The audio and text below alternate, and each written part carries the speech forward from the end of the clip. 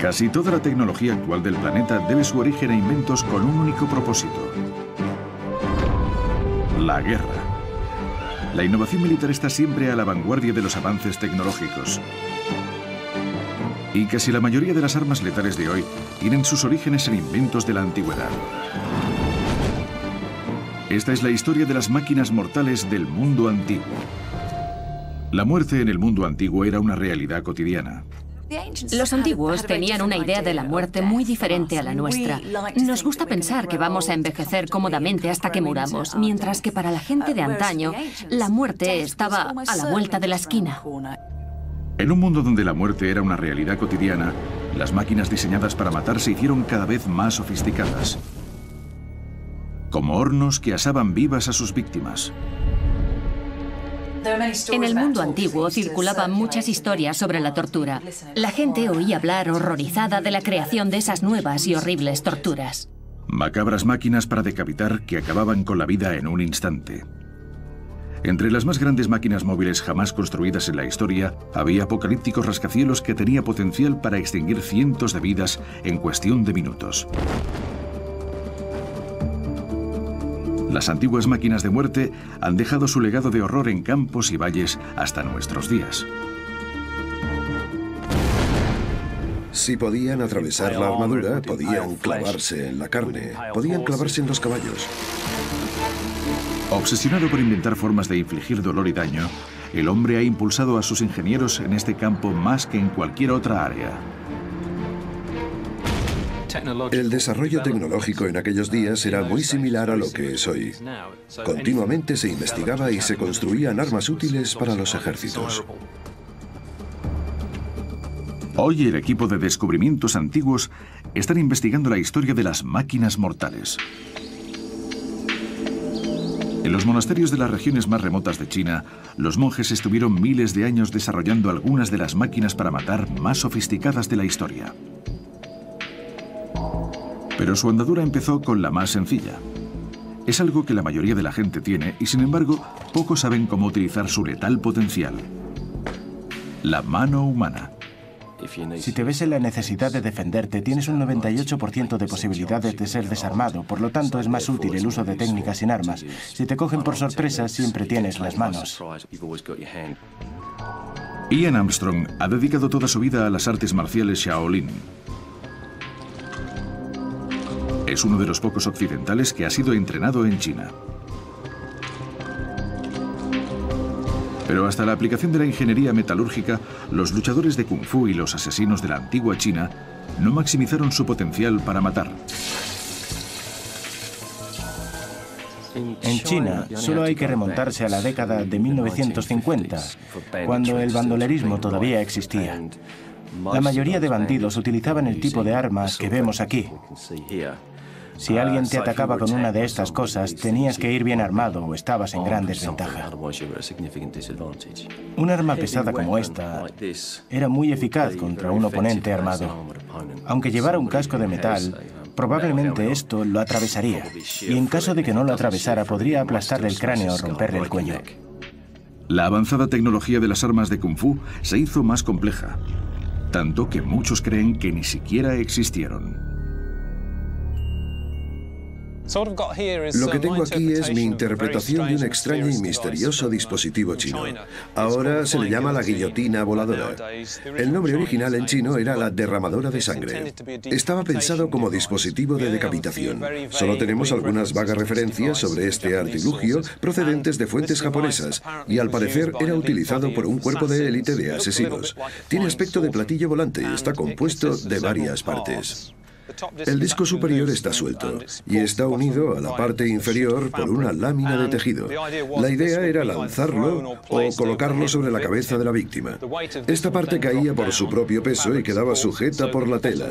El anillo inferior quedaba más o menos bajo la barbilla de la víctima, alrededor del cuello. El asesino tenía que estar a cierta distancia, tal vez a 9 o 10 metros. Tenía la cuerda en la mano y, tirando con fuerza, se activaban las cuchillas. Podemos imaginar que, dada la tecnología de las cuchillas chinas y japonesas de esa época, debían de ser muy sofisticadas e increíblemente afiladas, así que, en teoría, esto separaba la cabeza del cuerpo. Mike Paul, luchador de Kung Fu, se ha estado entrenando durante 12 años en el arte de las armas de ataque de largo alcance. Es experto en armas como el látigo de cadenas y el martillo meteoro, un cordón de seda de 2,40 metros con una bola de acero de 1 kilo en un extremo. Los monjes vivían dedicados al Kung Fu y practicaban con esto entre 5 y 6 horas al día. Seguramente podían darle a un pájaro pequeño posado en un árbol. En manos adecuadas, esta sencilla tecnología se convierte en un artilugio letal para matar. Pero por su complicado funcionamiento, ¿era realmente letal la guillotina voladora? La idea detrás de esto era hacer volar la guillotina. Si había suerte, aterrizaba en la cabeza y con un buen tirón, decapitaba a la víctima.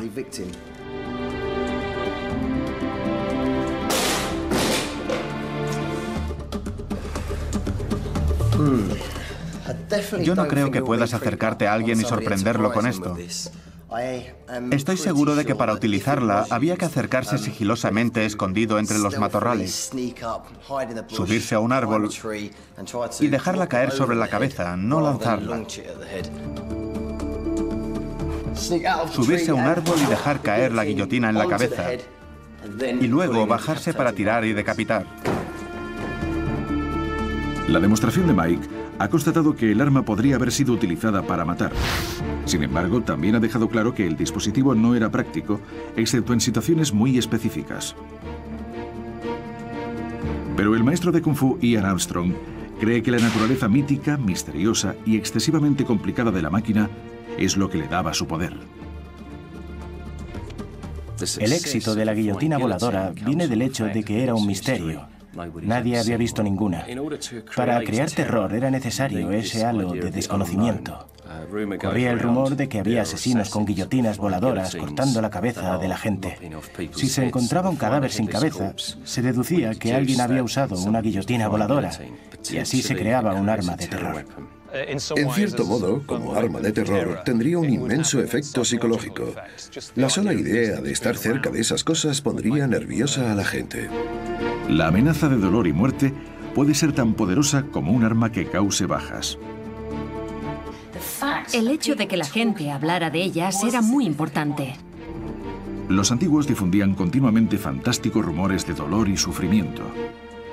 Había un gobernante en particular que acostumbraba a untar a sus enemigos con mantequilla. Los ataba en un barco y luego los enviaba mar adentro. Las moscas acudían y ponían huevos en sus cuerpos, y los pobres hombres eran devorados vivos por los gusanos y las moscas. El rey griego Falaris gobernó en el siglo VI a.C. Ordenó la construcción de un aparato de tortura diseñado no solo como eficiente máquina de ejecución, sino también como arma de terror.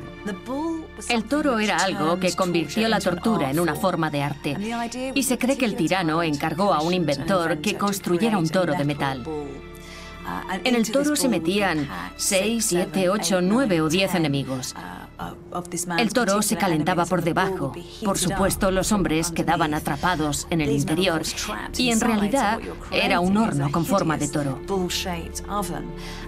Se cuenta que la multitud se reunía alrededor para oír los gritos de los hombres que estaban dentro, que se cocían lentamente hasta morir.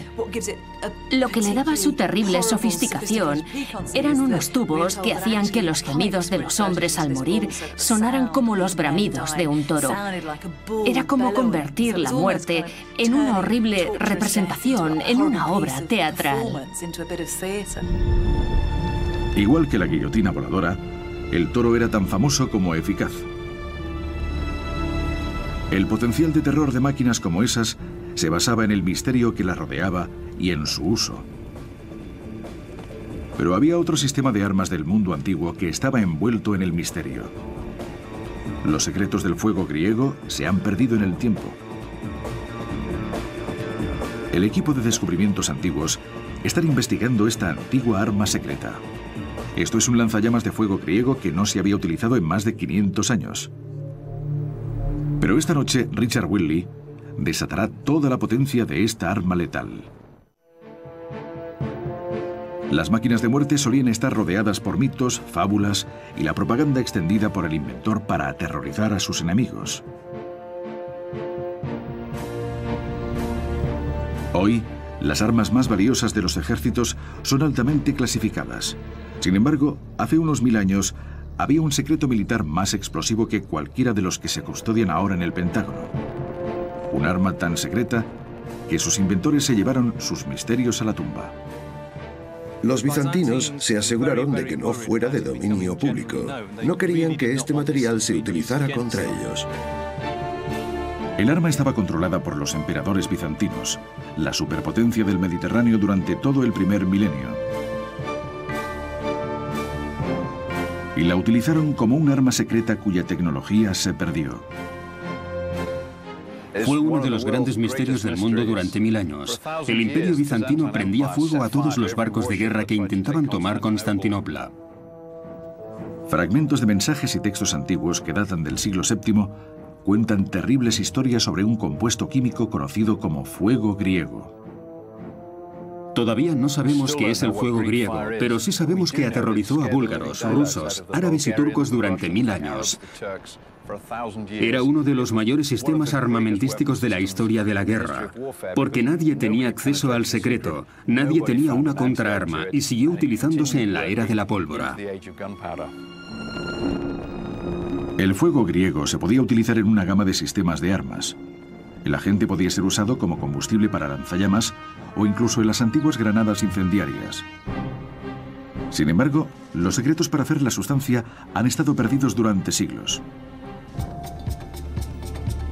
Revisando manuscritos bizantinos olvidados, el constructor de maquetas Richard Whitley está descifrando la receta oculta del fuego griego. Hay muchas recetas diferentes y podría ser cualquiera, pero algunas son demasiado viscosas y pesadas para ser usadas en cualquier clase de arma. Se necesita una gran presión y fuerza para proyectar un líquido espeso a través del aire. Y por eso tenemos la teoría de que debían usar algún tipo de nafta, que es una sustancia natural, con una inflamabilidad similar a la del petróleo de nuestro tiempo. Como granada, habría sido utilizada como hoy en artefactos explosivos lanzados por un soldado sobre un grupo de enemigos. A lo largo del siglo XX, la granada ha sido una de las principales armas de choque de las tropas de infantería. Pero en realidad, algunas de las primeras granadas se fabricaron hace más de 1000 años. Probablemente se remontan a la época bizantina, si no antes, y los materiales inflamables se introducían en recipientes. Las granadas contenían fuego griego. El componente principal era la nafta. La nafta es un producto químico orgánico natural de la misma familia que el petróleo. La nafta que usaban era un agente incendiario muy pegajoso, que se adhería a la ropa, a las armas, a las armaduras y a casi cualquier cosa con la que entrara en contacto, y era muy difícil de apagar. El dispositivo se convirtió en un arma de terror. Las granadas eran de cerámica y se rompían fácilmente con el impacto, provocando la explosión del letal contenido entre las tropas enemigas, sus armas y su equipo. Creo que es bastante fácil imaginar a la gente en llamas, los gritos de la gente que se quemaba, su piel en llamas. Debió ser un arma devastadora. Por primera vez en siglos, Richard va a probar una maqueta. Está llena en 2/3 para que tenga un poco de oxígeno y se inflame cuando caiga.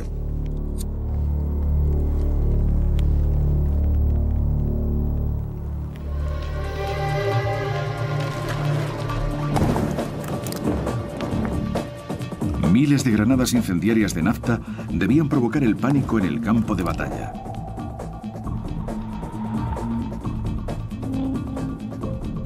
Si de repente se lanzaban a la vez miles contra el enemigo, el efecto debía ser devastador. Pero nada podía preparar a las tropas enemigas para la definitiva y letal máquina de fuego griego. Los relatos antiguos hablan de una superarma naval capaz de incendiar hasta el aire. Hay evidencias de que hace 1000 años existía un arma que disparaba fuego griego usando la tecnología del lanzallamas. Richard Whitley cree haber descubierto los secretos de su diseño. El dispositivo que tengo aquí es muy similar a una bomba de succión de 2 cilindros, que fue inventada por Herón de Alejandría. El depósito de esta reconstrucción está situado detrás y le caben entre 10 y 12 litros. Tiene una tapa para protegerlo de las chispas que puedan producirse durante la ignición. Richard ha diseñado el modelo con precisión militar. Las tuberías deben resistir presiones de 7 kilos por centímetro cuadrado. Richard pondrá en funcionamiento las 2 bombas accionando el mango, exactamente como lo habrían hecho los antiguos artilleros de infantería de marina. Esto lleva el fuego griego al interior del sistema. Pasa a través de estas 2 tuberías y sube por este tubo, hasta llegar a esta pieza que gira para poder disparar al objetivo deseado. El chorro sale por esta boquilla y entonces el combustible se enciende. Richard comprueba 2 veces cada centímetro. Manejará un arma con la misma cantidad de agentes inflamables que las latas de napalm usadas en la guerra del Vietnam, y estarán en llamas.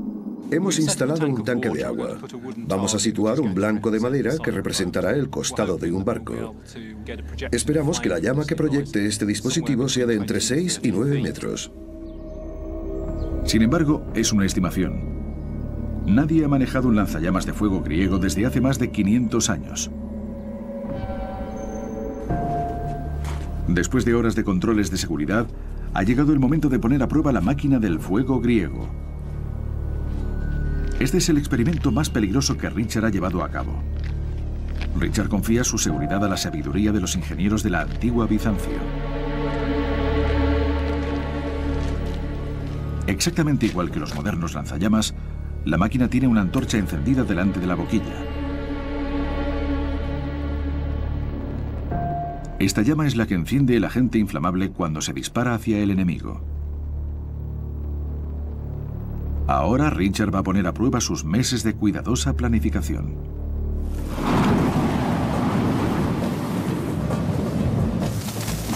La réplica que Richard ha hecho de una máquina de fuego griego tiene un éxito impresionante. Un infierno rugiente llega a más de 6 metros e incendia el costado del barco y lo consume con llamas a más de 425 grados centígrados.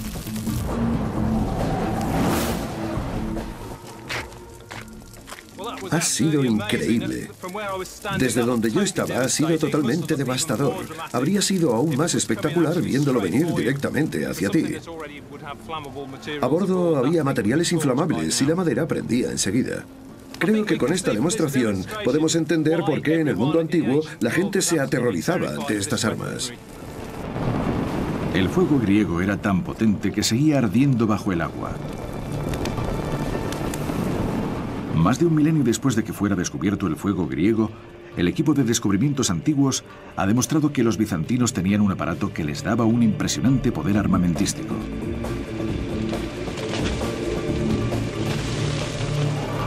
Cualquier soldado que haya luchado en un campo de batalla moderno respeta y teme los ingenios que pueden matar a distancia. Sorprendentemente, lo que podríamos considerar como un arma moderna fue inventada hace cerca de 1000 años en China. Ningún arma ha causado más devastación y controversias en la guerra que esta. Fue inventada en el mundo antiguo y su uso se ha mantenido sin cambios desde hace siglos. La mina terrestre.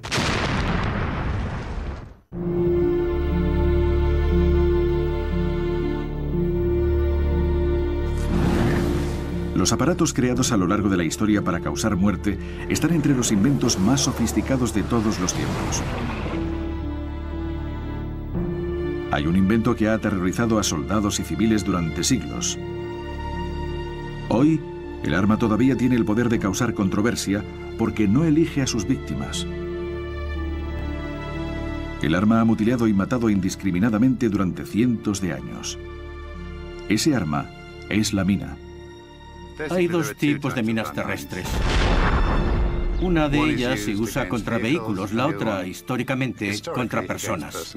Una mina se compone principalmente de una carga y un detonador, que puede ser accionado por la víctima o por un operador, y tiene efecto de fragmentación. Muchas personas están familiarizadas con las imágenes y los relatos de las infames minas Claymore de la guerra de Vietnam. Contiene bolas de rodamientos en la parte delantera y una alta carga explosiva en la parte trasera. Cuando se detonaba la alta carga explosiva, se proyectaban las bolas a una velocidad muy alta. Eran letales para cualquier cosa que estuviera delante. Las Claymore mataron a miles de soldados norteamericanos y vietnamitas y civiles. Para descubrir de primera mano su potencial para matar, el equipo de descubrimientos antiguos va a probar las Claymore. Han colocado un maniquí con la armadura y casco estándar de los soldados. Una vez situada la mina, el equipo retira sus vehículos y al personal a una distancia segura. Están a punto de presenciar lo que muchos no sobrevivieron para contar.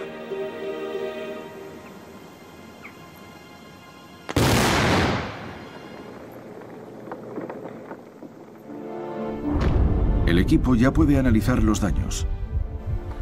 En los lugares en los que se ha roto la ropa, se puede ver por dónde han penetrado y salido los fragmentos. Las marcas de salida están aquí detrás. Si miramos en el interior del torso, si observamos las roturas de la chaqueta, vemos las marcas de entrada que han penetrado a través de la tela y en el torso. El médico Paul Clark ha estudiado las mortales heridas. La parte superior del casco ha parado un impacto oblicuo y las bolas no han penetrado en el casco. Sin embargo, una se le ha clavado en la mejilla, le ha atravesado el cráneo y ha salido por la parte de atrás.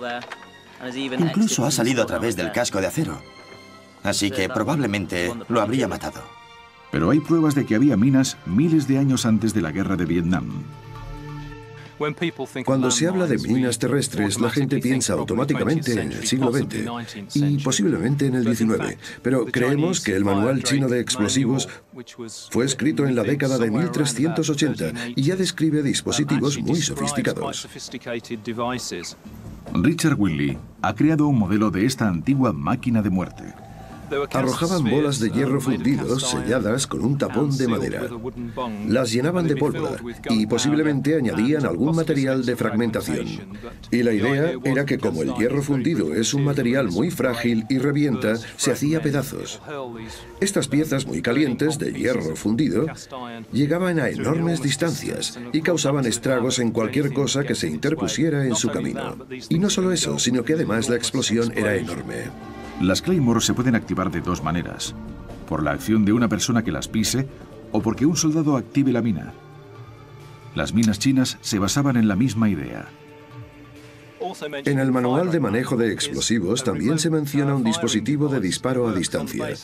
Funciona mediante un peso, como vemos aquí, y con un dispositivo de activación que puede ser simplemente un alambre, o puede estar conectado a un eje que gira cuando alguien pisa la tabla y tira de la cuerda. Los textos chinos nos aclaran exactamente cómo se utilizaban. Parece ser que lo que se hacía era abrir un hoyo y enterrarlas. Luego se extendía el alambre paralelo al suelo, probablemente tapado con tierra, hojas y cosas así, para que no se viera. Cuando el cable se activaba, liberaba una palanca. El eje tenía una pequeña lengüeta a un lado que está inmovilizada por la palanca y cuando el cable se mueve, desplaza la palanca y libera la lengüeta. Eso hace que caiga un peso. El cable del peso está enrollado alrededor del eje. El peso cae muy deprisa, hace girar el eje violentamente y estas ruedas de acero, que tienen unas pequeñas muescas, rozan el material de ignición.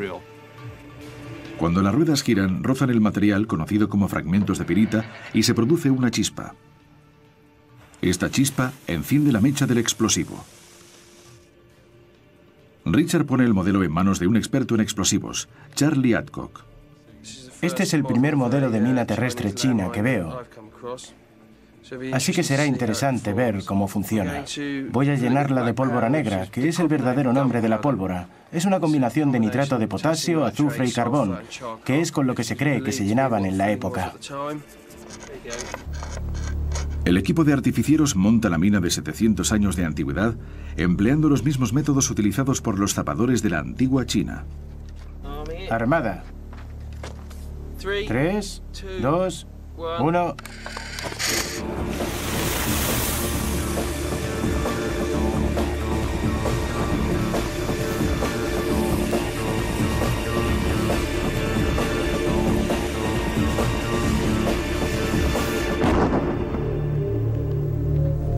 La antigua mina produce una explosión lo suficientemente grande para causar víctimas, incluso muertos, 700 años antes de que la mina Claymore se utilizara en las guerras modernas.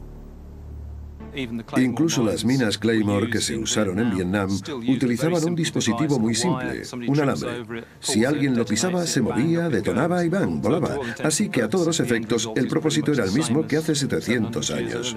Utilizamos exactamente la misma tecnología que usaban los chinos. La hemos adaptado a las técnicas y los materiales modernos. El efecto psicológico de las minas terrestres era tan valioso para los comandantes de la antigüedad como lo es hoy. Si alguien se encontraba de repente en medio de un campo de minas, el efecto desmoralizador en el enemigo sería inmenso. El efecto psicológico de las máquinas de muerte suele ser tan importante como su efecto real. Hay dos innovaciones que han cambiado el mundo, quizás más que cualquier otra en la historia: la invención de la rueda y la domesticación de animales. Hace 4000 años, en el mundo antiguo, ya existía un arma tecnológica que combinaba estas dos increíbles innovaciones: el carro. El carro era la élite de los medios de transporte para las tropas de élite. Los carros se utilizaban como taxis en el campo de batalla, no solo para llevar a los guerreros, sino también para relevarlos. Estaban delante de sus compañeros ganando fama y gloria ante todos. Pero cuando se cansaban antes de que quedaran exhaustos, llegaba su compañero. Llegaba, saltaba, cogía al hombre que había que llevarse y se iban de allí. Otras civilizaciones, como los egipcios, usaban el carro como plataforma móvil para los arqueros. El historiador militar Mike Loades está probando cuántas flechas puede disparar desde un carro mientras da una vuelta de 30 segundos en un estadio de la antigua Roma. Este estadio tiene 250 metros de largo. Eso significa que podría ser un escuadrón de 50 carros corriendo uno detrás de otro, dejando el espacio de un caballo entre cada uno. Yo he disparado 10 flechas. Eso son 500 flechas en 30 segundos. 1 millar de flechas por minuto es una barrera fenomenal. La ametralladora de un helicóptero Apache carga 1200 balas, pero dispara 625 balas por minuto. Es increíble que este moderno aparato de alta tecnología pueda ser casi igualado por esa antigua tecnología. Pero el carro lleva un problema incorporado. El motor del carro, el caballo, era un animal vivo. Por bien entrenado que estuviera, el animal podía asustarse o aterrorizarse al cargar contra el enemigo. Los caballos no siempre obedecían. Si podían, intentaban huir de la situación. Para superar esto, los ingenieros de la antigüedad desarrollaron un accesorio mortal. Alrededor del año 500 a.C., los ingenieros militares persas se dieron cuenta de que los caballos no permanecían junto a los soldados, sino que los sobrepasaban. Inventaron un dispositivo que aprovechaba eso: el carro con guadañas. En el Centro de Reconstrucción de Puy-du-Fou, Francia, expertos en ejércitos antiguos han creado un modelo de esa terrible máquina de guerra. El historiador militar y experto de renombre mundial John Naylor ha viajado desde Inglaterra para llevar a cabo pruebas sobre el carro para descubrimientos antiguos. Esta es una espada de gladiador romano. La espada dominaba el campo de batalla hace 2000 años, e incluso 3000 y 4000 años. Pero los antiguos tuvieron una idea para hacerla aún más eficaz. Decidieron añadir toneladas de carne de caballo, acero y madera para crear una máquina de matar. Pusieron guadañas en los carros. El resultado fueron 2 cuchillas de 1 metro que avanzaban impulsadas por una tonelada de carne de caballo a más de 30 kilómetros por hora. Era como una segadora gigante, pero destinada a destrozar personas. El concepto era simple pero eficiente. Si los caballos se asustaban y adelantaban a los soldados enemigos, las cuchillas de 1 metro incorporadas a las ruedas los harían pedazos. Se coloca la guadaña aquí y esta es la parte que hacía tan eficaz al carro.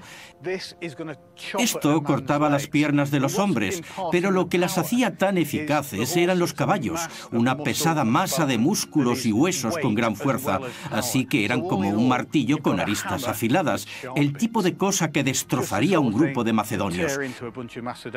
Vamos a experimentar con esta para tener una idea del poder que tenía esta arma. Para entender el poder de esta máquina de muerte, la primera investigación de John es averiguar la velocidad que puede alcanzar el carro.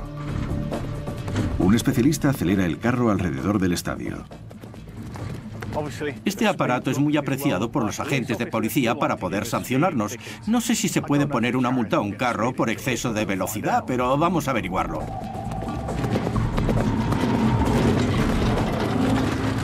Magnífico, ha alcanzado los 33 kilómetros por hora, ha rozado los 33. El problema son las curvas, donde ha tenido que reducir la velocidad, pero los caballos llevan una buena marcha.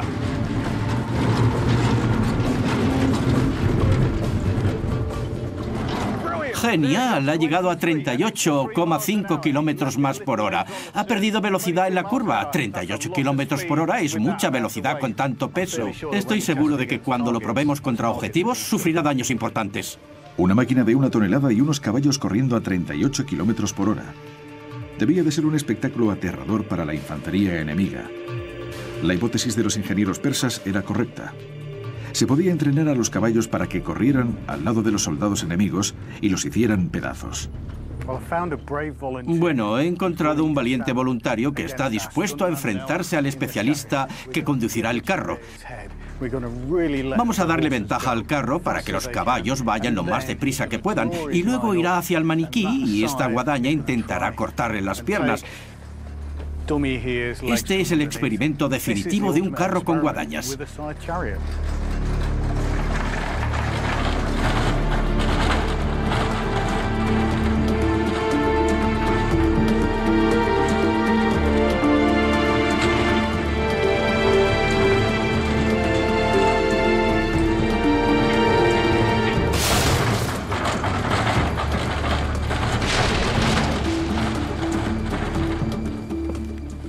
Eso ha sido fuerza bruta, fuerza bruta. Es como si te atropellara un autobús. No solo lo ha cortado como se esperaba, sino que además lo ha levantado por los aires. Y aún mejor, hemos usado estos bloques de hormigón para sujetar al maniquí y también ha tirado los bloques, con lo que pesan los bloques de hormigón. Esa es la fuerza que esas guadañas han ejercido en nuestro infortunado voluntario. Habría sido mortal. Pero los soldados antiguos no eran tontos. Sabían lo que podían hacer esos carros y verlos correr hacia ellos debía ser aterrador. Y si cuando se iniciaba el ataque estaban en primera fila, el impulso sería ir en otra dirección para intentar salvar el pellejo, porque si estaban en su trayectoria, eran hombres muertos. Si se rompía la formación, si el frente se disgregaba y los hombres huían, el ejército tenía un verdadero problema, porque un ejército es eficaz si mantiene la disciplina y el orden. Si se consigue romper una formación, se gana la batalla. Si los carros funcionaban, la victoria era segura. Al parecer el carro guadaña era invencible. Y se plantea la pregunta, ¿cómo defenderse de esta arma de choque? Fue el jefe militar más grande, Alejandro Magno, quien usaría la mejor defensa contra el ataque de los carros. Esto es un abrojo, y sabemos que Alejandro Magno los usó en Gaugamela contra los carros con guadañas de Darío, y de esta forma fue como los romanos también derrotaron a los carros.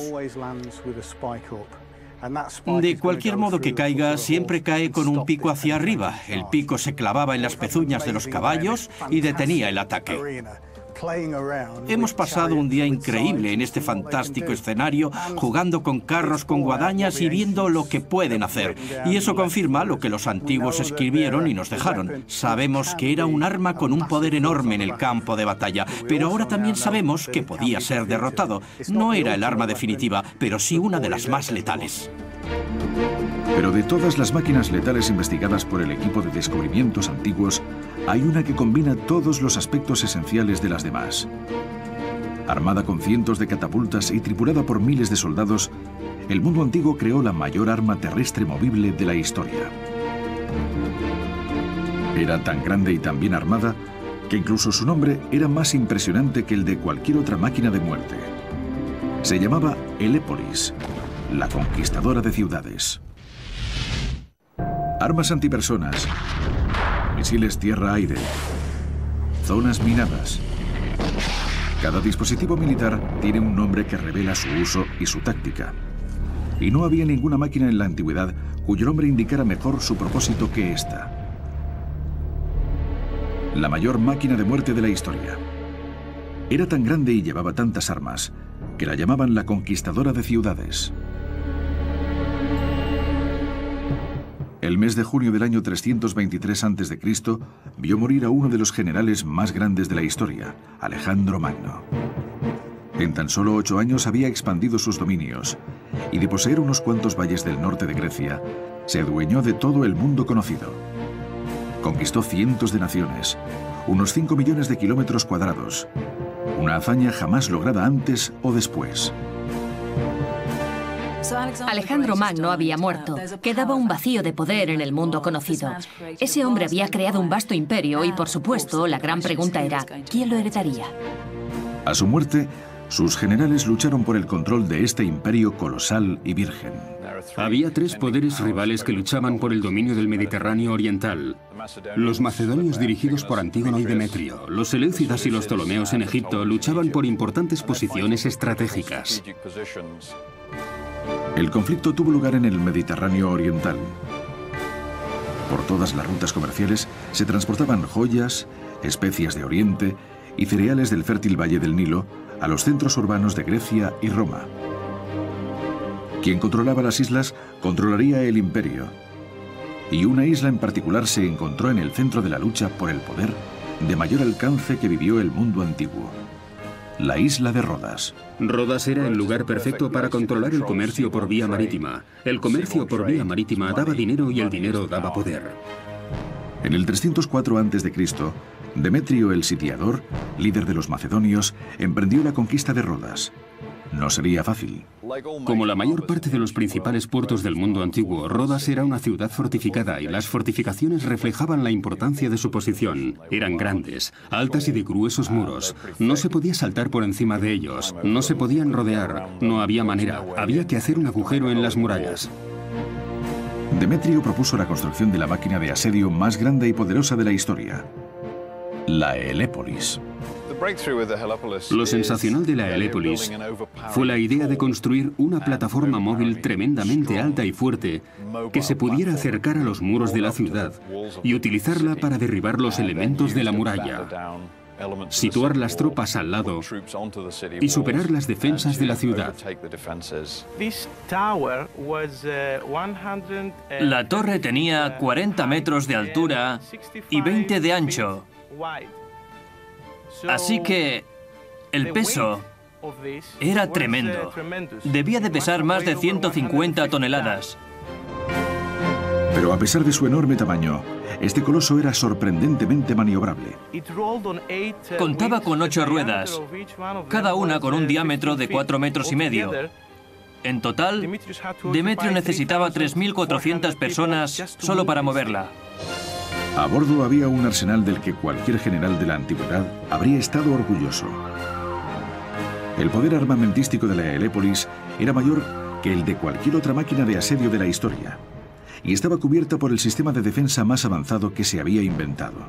3 lados de la torre estaban cubiertos con planchas de hierro para que fueran a prueba de fuego.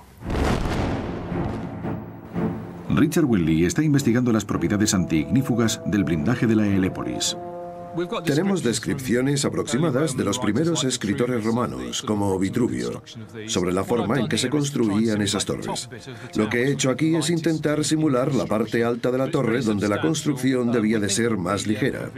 Así que, según Vitruvio, era muy importante que las medidas de estos postes fueran de unos 15 centímetros cuadrados en la parte superior de la torre. La construcción era muy robusta y por la parte de abajo eran mucho más fuertes. Los postes de la base tenían entre 40 y 45 46 centímetros cuadrados. Eran unos maderos muy gruesos.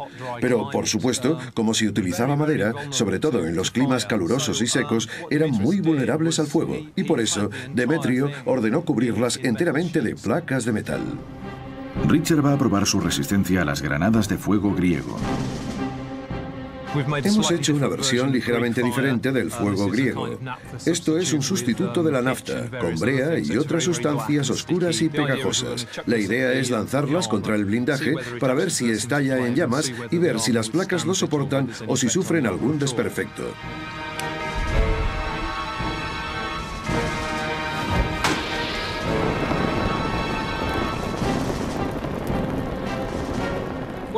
Bueno, el blindaje parece estar haciendo su trabajo. No hay señales de que ocurra algo al otro lado de las placas de metal. Esta mega máquina letal parecía imparable. El tanque del mundo antiguo. Cuando los antiguos empezaron a diseñar estas complicadas máquinas de asedio, se enfrentaron exactamente al mismo problema que tenían los ejércitos en el frente occidental en 1914. La defensa era más fuerte que la ofensiva, no tenían movilidad, el enemigo estaba allí, pero no podían acercarse a ellos. Tenían ametralladoras, tenían alambre de púas, tenían artillería, pero cada vez que los hombres salían de las trincheras eran abatidos. Había que encontrar una manera de abrir un hueco entre sus defensas para que los hombres pudieran avanzar, sorprender a la infantería enemiga y mandar otra vez en el campo de batalla, y para eso necesitaban una máquina que resolviera el problema. Los innovadores de la Primera Guerra Mundial inventaron un aparato que cambió la guerra. La solución llegó de Gran Bretaña porque descubrieron que el nuevo tractor oruga desarrollado por los norteamericanos, equipado con unas planchas de blindaje y unos cañones ligeros navales, se podía convertir en un vehículo de guerra terrestre. Tenemos el equivalente de 1916 a la Helepolis detrás de nosotros. Es un tipo de tanque diseñado para un único propósito. Es un arma de asalto de corto alcance para misiones específicas con una sola función: la destrucción de las defensas enemigas fijas. Podemos hacer algunas comparaciones con la Helepolis, una máquina para una función determinada.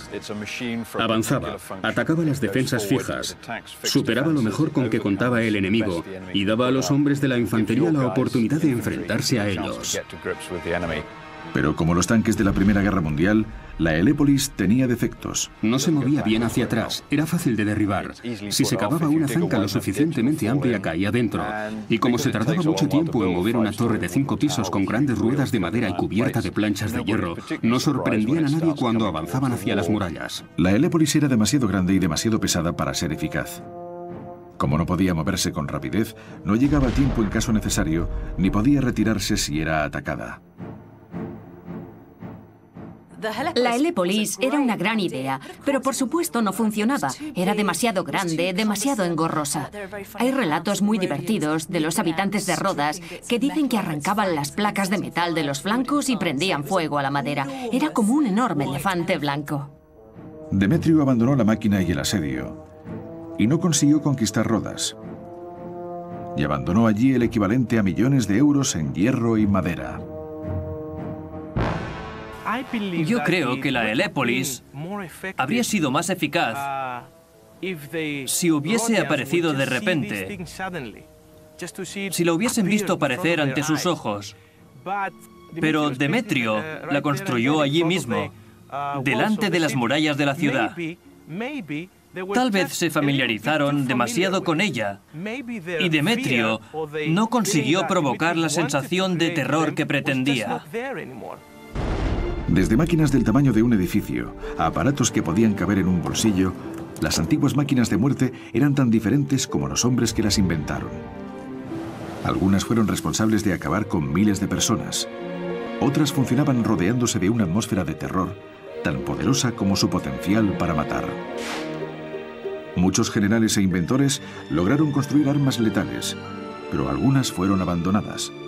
Sin embargo, otras se mantuvieron inalterables, usándose incluso en las guerras de hoy. Pero las investigaciones realizadas por el equipo de descubrimientos antiguos han demostrado una cosa. Incluso sin la ayuda de materiales modernos y la electrónica, los antiguos crearon un arsenal de máquinas letales capaces de producir miedo, miles de víctimas e intensificar el horror de la guerra.